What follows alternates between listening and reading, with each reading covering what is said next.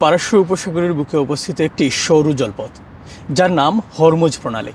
এই প্রণালী উপসাগরের প্রবেশ ও প্রস্থানের একমাত্র সামুদ্রিক পথ। এক পাশে ইরান, অন্য পাশে ওমান ও সংযুক্ত আরব আমিরাত।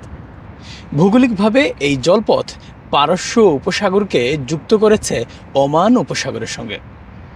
সেখান থেকে আরব সাগর পেরিয়ে ভারত মহাসাগরে পৌঁছার বিশ্ব বাণিজ্যের প্রধান নৌপথ।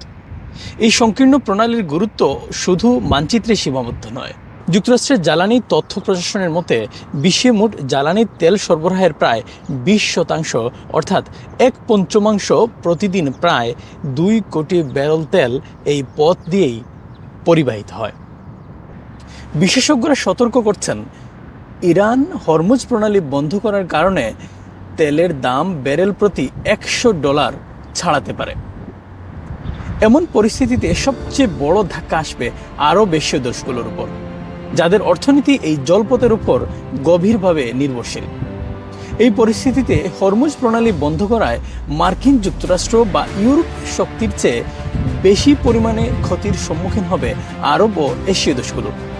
এর মধ্যে চীন, ভারত আর বাংলাদেশ সবচেয়ে বেশি বিপদের সম্মুখীন হবে।